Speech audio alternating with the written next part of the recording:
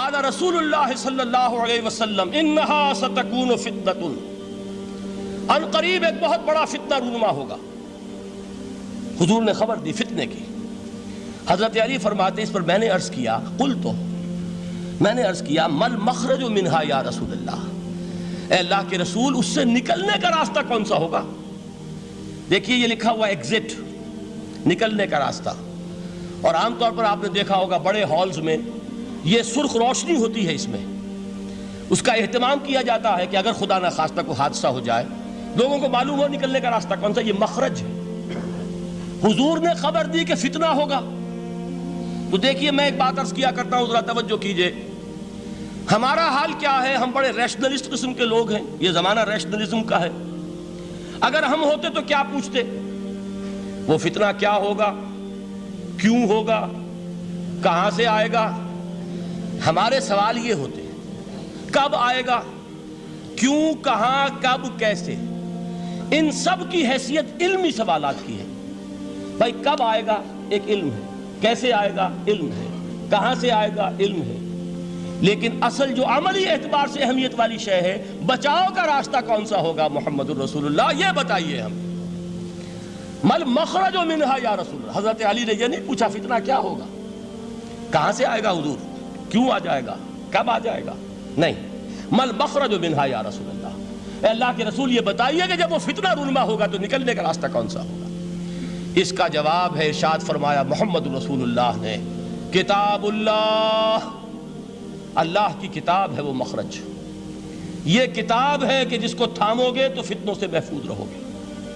اس کے بعد آپ فرماتے ہیں فیہ نبأ ما قبلکم وخبر ما بعدکم وحکم ما بینکم، اس میں تم سے پہلوں کی بھی خبریں موجود ہیں، عاد اور سمود اور قوم نوح اور قوم ہود اور قوم لوط اور قوم صالح اور آل فرعون، یہ کون ہے؟ من قبلکم، تم سے پہلے، وفیہ خبر ما بعدکم، جو کچھ تمہارے بعد ہونے والا ہے اس کی خبریں بھی موجود ہیں، لیکن وہ کیسے ہوں گی؟ وہ بٹوین دی لائنز ہوں گی، وہ بین السطور ہوں گی۔ ان کے لیے انسان کو، آپ کو معلوم ہے ایک عبارت میں سطور ہوتی ہیں اور ایک درمیان میں ہوتا ہے، ان کے کچھ لکھا ہوا نہیں ہوتا۔ You have to read between the lines۔ قرآن میں بعد میں آنے والے حالات بھی درج ہیں، لیکن اس طرح نہیں جیسے کہ پچھلے حالات درج ہیں۔ اس کے لیے ذرا ان ڈیپتھ پونڈرنگ اوور، غور و فکر اور تدبر کی ضرورت ہوگی۔ وَحُکْمُ مَا بَيْنَكُمْ، اور جتنے اختلافات تمہارے اندر پیدا ہوں گے تا قیام قیامت، ان سب کا فیصلہ بھی اس کتاب میں موجود ہے۔ وَهُوَ حَبْلُ اللَّهِ الْمَتِينُ وَهُوَ الذِّكْرُ الْحَكِيمُ، یہی تو ہے وَهُوَ الصِّرَاطُ الْمُسْتَقِيمُ، سیدھا راستہ، اور کون سا؟ یہی قرآن تو ہے۔ ہر رکعت میں کہتے ہو اہدنا الصراط المستقیم، اور قرآن دیا ہوا ہے اس پر غور نہیں کرتے۔ عجیب تماشا ہے ہمارا، نماز کی ہر رکعت میں اہدنا الصراط المستقیم، اور حضور فرمائے وَهُوَ الصراط المستقیم، صراط مستقیم یہ قرآن ہی تو ہے، الذکر الحکیم یہ قرآن ہی تو ہے، وَهُوَ حَبْلُ اللَّهِ الْمَتِينُ، اور یہی ہے اللہ کی مضبوط رسی۔ آپ نے قاری صاحب سے وہ آیات سنی سورہ آل عمران کی، وَاعْتَصِمُوا بِحَبْلِ اللَّهِ جَمِيعًا وَلَا تَفَرَّقُوا، اللہ کی رسی کو مضبوطی سے مل جل کر تھامو اور تفرقے میں مبتلا نہ ہو۔ تفرقہ ہوگا تو کیا ہوگا؟ تمہاری ہوا اکھڑ جائے گی۔ آج آپ کو معلوم ہے دول عرب اگر یہ یکجا ہو جائیں، ایک دن کے لیے اسرائیل قائم نہیں رہ سکتا، امریکہ نہیں، امریکہ کا باپ اسے قائم نہیں رکھ سکتا۔ اگر امت عرب ہی جمع ہو جائے، عالم اسلام تو بڑی شے ہے، جو وسائل ان کے پاس ہیں، جو اللہ تعالیٰ نے ان کو نعمتیں عطا فرمائی ہیں، لیکن افتراق، انتشار، اختلاف، جتھے بندی، گروہ بندی، دھڑے بندی، اس نے اسرائیل کا خنجر ان کے سینے میں پیوست کیا ہوا ہے۔ اس لیے کہ فَتَذْهَبَ رِيحُكُمْ، اگر تم اختلاف کرو گے تو تمہاری ہوا اکھڑ جائے گی۔ آج وہ ہوا اکھڑ چکی ہے۔ تو فرمایا وَاعْتَصِمُوا بِحَبْلِ اللَّهِ جَمِيعًا وَلَا تَفَرَّقُوا، اللہ کی رسی کو مضبوطی کے ساتھ مل جل کر تھامو اور تفرقے میں مت پڑو۔ حضور فرما رہے ہیں وہ اللہ کی رسی کون سی؟ ہوا حبل اللہ المتین، یہی قرآن ہے اللہ کی مضبوط رسی۔ علامہ اقبال نے کیا خوب کہا ہے، علامہ اقبال نے قرآن اور حدیث کے حقائق کو جس طریقے سے اشعار کا جامع پہنایا ہے، وہ تو خود کہتے ہیں گوہر دریائے قرآن سفتام، میں نے قرآن مجید کے دریا سے موتی نکال کر اپنے اشعار کے اندر میں نے چن دیے ہیں، میرا کام اور کچھ نہیں ہے۔ موتی کوئی بھی غواص پیدا نہیں کرتا، دریا کی گہرائی سے نکال لاتا ہے۔ یہ میری حکمت نہیں ہے جو میرے اشعار میں ہے، یہ میں نے قرآن مجید کے دریا میں غوطہ زنی کر کے اس سے یہ موتی نکالے، گوہر دریائے قرآن سفتام۔ اب دیکھیے اسی حدیث کے اس ٹکڑے کو کیسے شعر میں لائے ہیں۔ از یک آئینی مسلمان زندہ است، پیکرے ملت سے قرآن زندہ ہست۔ مسلمان کی زندگی تو ایک آئین کے بدولت ہے، یہ آئین قرآن۔ جو کہا تھا کبھی قائد اعظم مرحوم نے، جب پوچھا گیا تھا کہ آپ کے پاکستان کا دستور کیا ہوگا، کیا فرمایا تھا یاد کیجئے کہ ہمیں کسی نئے دستور کی ضرورت نہیں، ہمارا دستور 1400 برس پہلے طے ہو چکا ہے۔ یہ ہماری بدقسمتی ہے جو کچھ کہا تھا قائد اعظم نے کہ God has given us a golden opportunity to prove our worth as architects of a new state, and let it not be said that we didn't prove equal to the task۔ میں معذرت کے ساتھ عرض کروں گا حضرت کہ واقعہ یہ ہے کہ ہم اس کے equal to the task ثابت نہیں ہوئے۔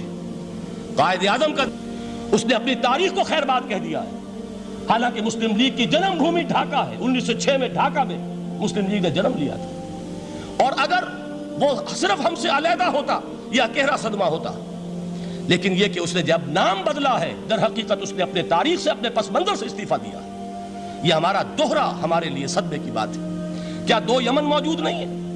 ان میں سے کوئی ایک بھی اپنا نام چھوڑنے کو تیار ہوگا؟ کیا دو جرمنی دنیا میں موجود نہیں ہیں؟ کوئی ایک بھی ان میں سے اپنا نام چھوڑے گا؟ کیا دو کوریا نہیں ہیں؟ دو ویتنام نہیں ہیں؟ تو کیا دو پاکستان نہیں ہو سکتے تھے؟ ہو سکتے تھے۔ میں یہ کہا کرتا ہوں کہ یہ گہرا صدمہ ہے علیحدگی، اور دوہرا صدمہ ہے، اور اس سے کہیں زیادہ بڑا کہ انہوں نے اپنا نام بدل دیا، اپنی آئیڈینٹی چینج کر دی، انہوں نے وہ نام اپنے ماتھے سے اتار کر خلیج بنگال کے اندر ڈبو دیا۔ یہ بہت بڑی سزا ہے جو ہمیں ملی ہے۔ کیوں ملی ہے؟ کہ ہم نے 25 برس تک اس جس کو کہا تھا کہ وہ ہمارا آئین ہے، اس کو آئین نہیں بنایا۔ ہم نے دنیا کے سامنے جھولیاں پساری، ہم نے طرح طرح کے نظاموں کو آزمایا، لیکن اس قرآن کی طرف پیش قدمی نہیں کی۔ اللہ تعالیٰ ڈھیل دیتا ہے لیکن سزا بھی بہت سخت ہوتی ہے۔ ان بطش ربک لشدید، وہ ہم پر کوڑا برسا ہے۔ تاریخ انسانی کی عظیم ترین شکستوں میں سے ایک شکست ہے کہ جو ہمارے ماتھے پر کلنک کے ٹیکے کی طرح موجود ہے۔ اللہ کرے کہ آئندہ یہ تاریخ اپنے آپ کو نہ دہرائے، لیکن میں عرض کر دیتا ہوں آپ سے، جو ہمارے لچھن ہیں، جو ہمارا طرز عمل ہے، جو ہمارے لیل و نہار ہیں، جو ہمارا انداز ہے، اللہ کے دین کا استہزاء اور تمسخر، جس طرح اللہ کے ساتھ مذاق ہم کر رہے ہیں، اس کا شاید اس سے بھی کہیں زیادہ برا نتیجہ نکلے۔ اللہ مجھے اور صرف کہنے سے بات نہیں بنے گی، کمر کسنی ہوگی، ہمت جو ہے پھر انسان کو اثر نو، ایک نئی تعمیر، ایک عزم، یہ امت پھر دوبارہ میدان میں آئے۔ بہرحال عرض یہ کرنا تھا، اقبال کہتا ہے از یک آئینی مسلمان زندہ است، پیکرے ملت سے قرآن زندہ ہست، ماں ہما خاک و دل آگاہ اوست، اعتصامش کن کہ حبل اللہ اوست۔ تامو اس کو مضبوطی کے ساتھ، حبل اللہ یہی قرآن ہے۔ یہ یک آئینی اور پیکر قرآن کی زندگی، پیکر ملت کی زندگی جو ہے اس قرآن کی بدولت ہے۔ تو حضور نے کیا فرمایا؟ فتنے سے بچنے کا راستہ کون سا ہے؟ کتاب اللہ فیہ نبأ ما قبلکم وخبر ما بعدکم وحکم ما بینکم وہو الصراط المستقیم وہو حبل اللہ المتین وہو الذکر الحکیم۔ ایک 3 جملے اور سن لیجئے۔ هو الذی لا یشبع منہ العلماء ولا یخلق عن کثرت الرد۔ یہ قرآن وہ شے ہے جس سے اہل علم کبھی سیر نہ ہو سکیں گے۔ ولا تنقضی عجائبہ، اس کے عجائب کبھی ختم نہیں ہوں گے۔ یہ ہیروں کی وہ کان نہیں ہے کہ جو کبھی خالی ہو جائے کہ سارے ہیرے نکل چکے، اب مزید ہیرے نہیں ہیں، نہیں، علم اور حکمت کے ہیرے اور ہدایت اور حکمت کے موتی اس میں سے ابد الآباد تک نکلتے رہیں گے۔ ضرورت صرف کھودنے کی ہے، میں نے وہ لفظ استعمال کیا تھا۔ آج کا قرآن کھودنا ہوگا، آج کی ہدایت اس قرآن سے نکالنی ہوگی۔ قرآن جب نازل ہوا آن دی سرفیس، بالکل ظاہر وہ تھی اس کی ہدایت جو اس دور کے لیے ضروری تھی۔ ہمیشہ کی ہدایت اس کے اندر رکھ دی گئی ہے، اس میں مضمر ہے، اس میں چھپی ہوئی ہے، اس کے لیے تدبر کی ضرورت ہے۔ کتاب انزلناہ الیک مبارک لیدبروا آیاتہ ولیتذکر اولو الالباب۔ لوگ تدبر کریں، اس کی گہرائیوں کے اندر غوطہ زنی کریں۔ لا تنقضی عجائبہ، اس کے عجائب کبھی ختم نہیں ہوں گے۔ ولا یشبع منہ العلماء، اہل علم کبھی اس سے سیر نہیں ہوں گے۔ آپ کو سخت بھوک لگی ہوتی ہے اور کھانا کھانے کے تھوڑی دیر کے بعد اب آپ کا ہاتھ رک جاتا ہے، سیر ہو گئے، بہترین کھانا ہے لیکن نہیں کھا سکتے۔ اگر عام حالات میں وہ آتا تو کبھی نہ چھوڑتے، لیکن اب وہ آپ کا میزبان کہہ رہا کچھ اور لیجیے، تناول فرمائیے ذرا، یہ بھائی نہیں میں اب بھر چکا، یہ آپ کہتے ہیں کہ نہیں؟ حضور فرمایا یہ قرآن وہ شے نہیں ہے جس سے اہل علم کبھی سیر ہو سکے، ان کی پیاس بڑھتی چلی جائے گی، ان کے اندر quest of knowledge, search for wisdom بڑھتی چلی جائے گی۔ کبھی بھی انسان یہ محسوس نہیں کرے گا کہ مجھے جو لینا تھا میں لے چکا، بلکہ یہ کہ جیسے جیسے قدم آگے بڑھیں گے تہذیب کے، تمدن کے، علم کے، اتنے ہی قرآن جو ہے وہ آگے بڑھتا چلا جائے گا ہر دور کی رہنمائی کے لیے۔ لا تنقضی عجائبہ ولا یخلق عن کثرت الرد، بار بار کے پڑھنے سے اس پر بوسیدگی طاری نہیں ہوگی۔ دنیا کی اور کتابیں ہیں، ایک دفعہ پڑھ لیں گے، 2 دفعہ پڑھ لیں گے، 3 دفعہ پڑھ لیں گے، 4 دفعہ پڑھ لیں گے، پھر جی نہیں چاہے گا۔ لیکن یہ کتاب وہ ہے، امام شافعی کا میں واقعہ آپ کو سناتا ہوں۔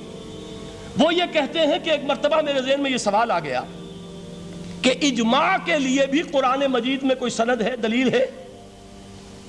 سب مانتے ہیں کہ اجماع جو ہے سورس ہے قرآن کے، اسلامی قانون کی، جس پر کہ امت کا اجماع ہو جائے۔ تو کہتے ہیں میں نے 300 مرتبہ قرآن پڑھا اول سے آخر تک، صرف اس دلیل کی تلاش میں۔ 300 مرتبہ مجھے نہیں ملی، 301ویں مرتبہ جب پڑھ رہا تھا مجھے روشنی مل گئی۔ وہ یبتغی غیر سبیل المومنین کے جو الفاظ آئے ہیں، نولہ ما تولی ونصلہ جہنم، جو کوئی شخص مسلمانوں کے راستے کو چھوڑ کر کوئی اور راستہ اختیار کرے گا ہم اسے اسی کے حوالے کر دیں گے اور جہنم میں پہنچا دیں گے۔ معلوم ہوا مسلمانوں کا جس پر اجماع ہو جائے اس کو بھی ایک سند حاصل ہے، یہ مسلمانوں کا مجمع علیہ ایک راستہ ہے، اس کو بھی ایک سند اور دلیل کی حیثیت حاصل ہے۔